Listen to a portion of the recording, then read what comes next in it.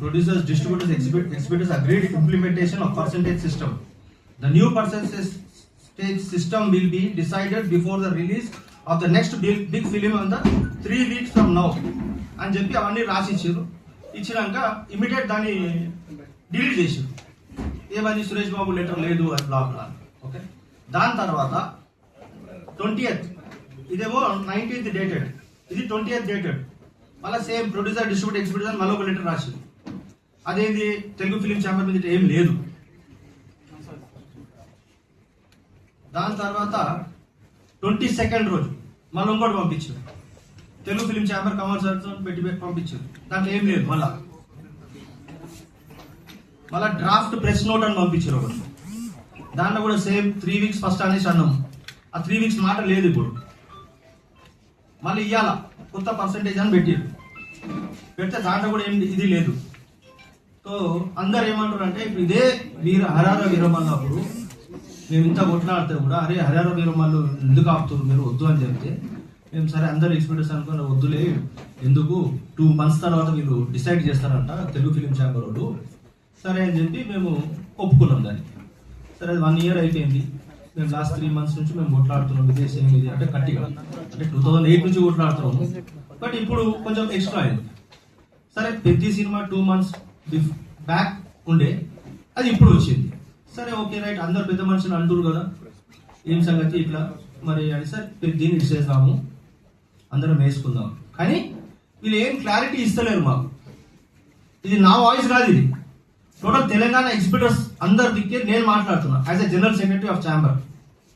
వాళ్ళు ఇప్పుడు ఏమంటారు అంటే, సార్ వీళ్ళు క్లారిటీ ఇస్తలేరు సార్, మళ్ళీ ఇదే పెద్ద తర్వాత మళ్ళీ టైం అడుగుతున్నారు 3 months, పెద్ద సినిమా ఎప్పుడు వస్తే అప్పుడు దానికన్నా బిఫోర్ చేస్తాము అని అంటారు.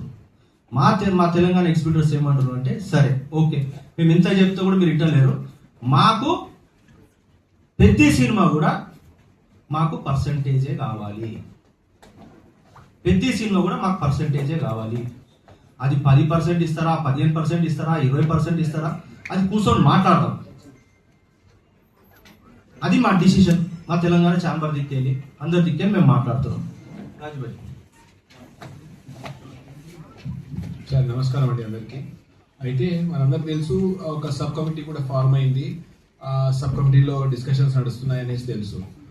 ఇదంతా మనం we're very hopeful, but delay అవుతుంది. ఈ డిలే ఇస్ ద కల్ప్రిట్. ఎందుకంటే ఈ డిలేనే మాకు ఎన్నోసార్లు చూసాము అనేది మాకు ఆ భయం.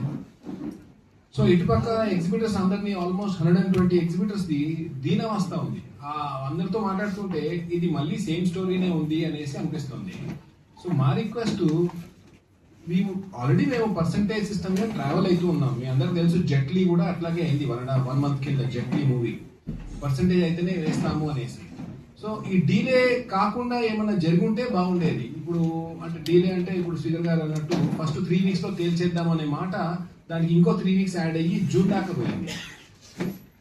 కావాల్సిన కన్ఫ్యూజన్ క్రియేట్ చేస్తూ అవుతున్నదా ఏమవుతున్నది అనేది. సో మేము ఒక 4 ఆ సబ్ కమిటీలో ఉన్నాము. So we're responsible for another 250 theatres. మేము అక్కడ మమ్మల్ని ఇట్లా కన్విన్స్ చేస్తే సరిపోదు కదా, we have to get back and then report back. So ఆ సిస్టంలో వీఆర్ ఫెయిలింగ్. సో ఇప్పుడు కూడా నా రిక్వెస్ట్, ఏం చేసినా యాక్షన్ చాలా ఫాస్ట్ గా చేస్తేనే బాగుంటది. సరే దొరికింది కదా అనేసి ఎండ్ ఆఫ్ జూన్ వరకు వెళ్ళిపోయింది. ఎండ్ ఆఫ్ జూన్ అంటే నెక్స్ట్ మూవీ ప్యారడైజ్ కి కూడా ఇదే స్టోరీ ఉంటుంది బేసికలీ. ప్యారడైజ్ అనే కాకుండా టాక్సిక్ కానివ్వండి,